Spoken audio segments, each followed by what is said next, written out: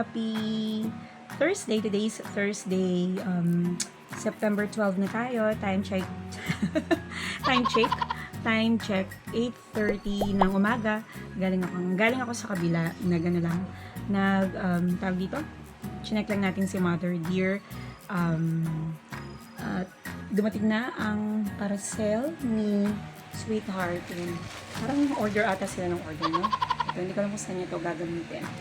Pero hindi ko na muna bubuksan. Hintayin natin siya. And ngayon ay 8:30 na. Actually, naantok pa ako. Maaga ako nagising. Pero hindi ko alam kung kakain na ba ako or hugasan ko muna itong mga kalat ko dito. Nag-pancake ako. Nilito ako ng pancake yung mga bagets. And then, ako naman ay hindi pa rin nag-exercise. Ilang days na akong hindi nag-exercise. So, kailangan makabawi tayo. Next, siguro bukas, no? Busy tayo eh. Mamaya, ganap today, meron akong prayer meeting sa gabi. So, si Sweetheart naman nasa kabilang bahay. Tabi niya ata yung aking tata. Sige, babalikan ko kayo mamaya guys. Kakain muna ako. See you later. At sinimula na nga ni The Singing Mom ang masarap na almusal. May miswa, may pritong bangus, sarap. At syempre may hotdog pa oh. 11:20 na guys. At ako ay naglalaba. Salukuyan tayong naglalaba. Hindi na ako, anong tawag dyan? Hindi na ako magluluto kasi meron na tayong kakainin para sa lunch. Yung aking niluto kahapon na sinigang pero hindi naman nabawasan kasi nga marami tayong pagkain na natira. So yun na lang muna yung kinain namin kahapon. Mga tira-tira. So labada day. Ayan ang ating mga labada. Meron binili si kuya na ano to? Para sa bike niya to eh. So nag-upgrade siya ng bisikleta niya. Ano ba gagawin ko? Yun lang. Naglalaba lang tayo. Tapusin natin ang ating labada. Wait lang. The next day. Good morning! Happy Friday! Today is Friday, September 13, August tuloy. Tapos na ang August, September, nakatapos na natin mag-workout. At ngayon ay mag-wash-wash na tayo. Then, alis ako, magpa-register kami ni sister. Kasi kailangan natin magpa-register bilang mga mamamayang Pilipino. So, tulog pa siya, galing siya sa duty. Ako naman ay mag-ayos sa niya, si Sweetheart naglilinis ang sasakyan sa labas. So, mga bagets, pumasok na. After ko yung mag-wash, kain muna tayo ng almusal. And then, babalikan ko kayo mamaya. So ito na nga si The Singing Mom na nasa Barangay Hall malapit sa lugar namin. Nag-fill out tayo ng form para sa application ng aking residency dito sa barangay na ito. So medyo sandali lang naman ang paghihintay ko dito. Siguro nga dahil kapitbahay ko ang barangay. So umabot ako dito sa Barangay Hall ng iba pang barangay. Medyo may kalayuan ha. So hintay-hintay ulit ako dito para sa ID. Pero ano mang layo, pupuntahan ko para sa QC ID ko. Excited na talaga ako.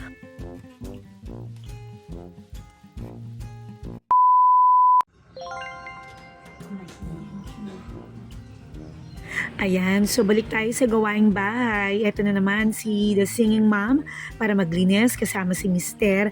Alam niyo naman pag dumarating si Mister, wala yung ginawa kundi maglinis, magwalis, maglaba, at kung ano-ano pang mga binubuting-ting.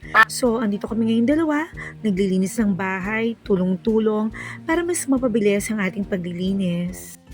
Ewan ko ba, pero ito talagang gusto-gusto kong ginagawa. Magwalis, magmap, magpunas, kung ano-ano pa. O diba ang saya-saya. Kasama na rin dito syempre ang pag-workout, pagpapawis. Kaya naman naiengganyo kung gawin ito araw-araw. The next day. Good morning guys! Happy Thursday! Today's Thursday, September 19 na tayo. Time check 10:40 plus mag 11 o'clock na, 10:48 na ng umaga at kasalukuyan ako naglalaba. Ang mga bagets pumasok na. Ganap today, meron kaming prayer meeting sa church. So kagabi nagre-rehearse ako ng choir. Hindi na ako masyado nakapag-vlog ngayon guys. Medyo busy tayo at mga late vlog nito. So sensya naman. Bawi tayo. Malapit na tayong makabawi. Sana makapag-upload na ng medyo updated na video kasi na halos buwan ang delayed ng ating mga upload. So, si Sweetheart ay nagpa-check lang ng sasakyan. Then, pupunta siya sa kabilang bahay. Pag may time, madilim ang paligid. Meron tayong dalawang bagyo. Ngayon, ako ay naglalaba. Madilim. So, itong aking mga labada. Tapos lang natin anong tawag dito? Mag-almusal. So, pasok ko muna. I-check ko muna. Parang gusto umulan. Madilim na yung paligid. Babalikan ko kayo mamaya, guys. Pasok ko lang muna. I'm back, guys. 12:02 na ng tanghali at magluluto tayo ng tinola ngayon. So, naglalaba pa rin ako. Hindi pa tapos. Ito ang ating mga sangkap para sa tinola. Meron tayong sayote, bawang sibuyas, at luya, syempre. Chicken. Ang ating chicken. Yan, medyo pinalambot pa natin ng konti. Hindi na ako magsasahin kasi may kanin naman tayo. Yan. Tapos, ang aking labada ay labas-maso kasi uulan, aaraw. So, naguguluhan na rin ako sa aking paglalaba. Kaya, tapusin ko muna itong aking niluluto. Yan, maghiwa-hiwa muna tayo ng sangkap. And then, mamaya mag-record ako ng devotion, sharing time natin ngayong araw na to. And then, yun lang yung mga ganap natin. And then, siguro, sana matapos ko lahat ng gawain ngayong araw na to. Yun naman, prayer meeting lang ang ganap natin today. Sana makarelax tayo bago mag-prayer meeting. Nung last Tuesday, hindi ako naka-attend ng aming Bible study kasi sumama ang aking pakiramdam. Sakit-sakit ng ulo ko. Parang mata. Siguro kailangan natin magpa-check ng mata. Kasi hindi tayo sure baka kailangan mag-upgrade ng salamin. Kailangan natin magsalamin. Medyo lumalabo na, nagkakaedad na tayo. Lumalabo na ang ating mga mata. Kaya pag may oras, siguro patingin tayo ng mata. Magpa-check tayo. Sige, babalikan ko kayo mamaya, guys. Tapos ko muna yung aking mga niluluto. At sinimula naman ngayon ni The Singing Mom ang pagpitpit ng bawang. Here we go! At isunod naman natin ngayon ang sibuyas. Nakakaiyak. Kaya ko pa ba to? So ito na nga, dumako naman tayo sa luya, aking paboritong gulay. Diba, pampaganda ng boses? Woo! Siyempre, hindi kompleto ang tinola kung walang sayote. Ang sarap-sarap kaya nito. Siyempre, pahuli ba naman ang kangkong? The best kaya ito panlinis sa mga katawan natin. At siyempre, importanteng hugasan natin ang mga gulay bago lutuin. Sige, Inday, bilisan mo at hindi lang yan ang hugasan mo, no?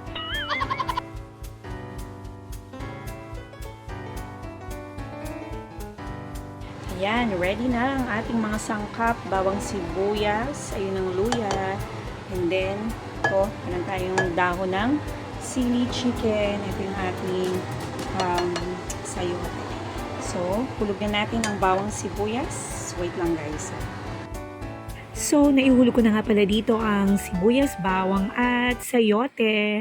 Nambango-bango na. So, ayan, nilagay ko na nga pala yung chicken. Halo-haluin ko lang naman yan para kumapit yung lasa. One eternity later. Okay, katatapos lang natin mag-record, guys. So, ito na ang ating tinolang manok. Natin. Kailangan ko ng konting palambot. Okay na kaya. Tignan natin kung okay ng lasa.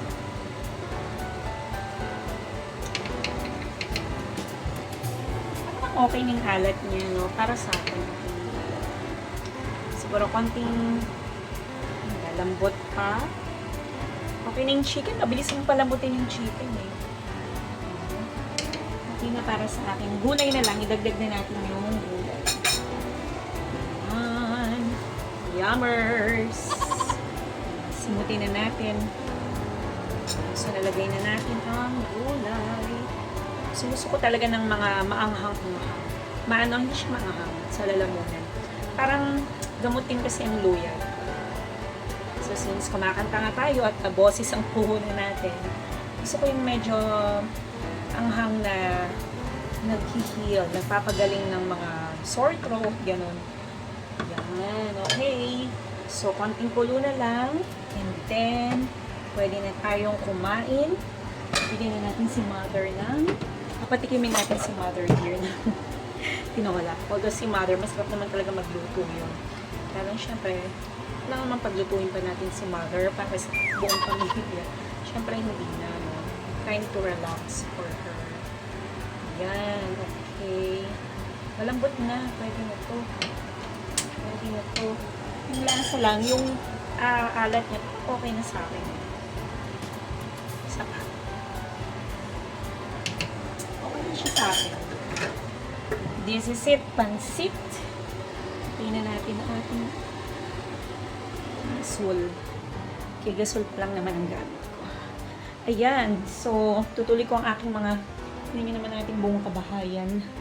So, sinara ko yung kurtina natin kasi kita pa talaga yung kalat ko. Kasi, anong tawag dito? Itong microphone na to, ayun. Itong microphone na to, binili ni Sweetheart yan. Kasi nga alam niya nag-vlog tayo. So, very supportive naman siya sa pag-bili ng mga microphone. Ayan. So, okay na yan. Try natin makapag-upload niyan. Balikan ko tayo mamaya. At tapos na naman ang ating 5 days na pag-vlog, guys. 5 araw na punong-puno ng mga pagpapala, 5 araw na iba't ibang karanasan na marami ka talagang matututunan. So, ang buhay nanay ay totoo. Busy sa bahay, busy sa pag-aalaga sa mga anak. At syempre, hindi lang naman tayo full-time sa bahay. Tayo ay may trabaho rin. So, maraming mga blessings, maraming mga biyaya ang dumarating sa atin, iba't iba, araw-araw. Kaya naman tayo dapat magpasalamat sa ating Panginoong Diyos sa mga blessings na natatanggap natin, lalong-lalo na sa ating mga OFW na mga yung nanay, no, na nasa ibang bansa na talaga nagtatrabaho para sa kanilang pamilya, sa kanilang mga anak.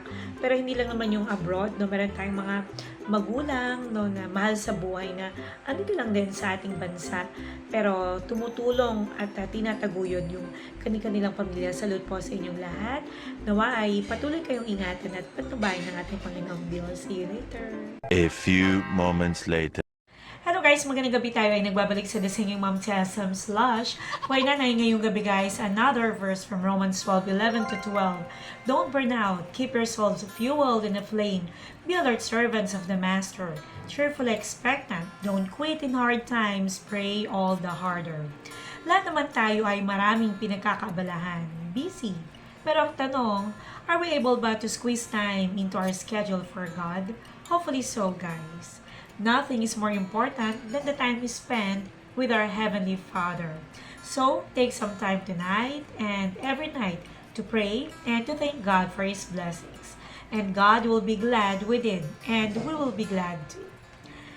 We have lots of things to do, but nothing we do is more important than the time we spend with Him.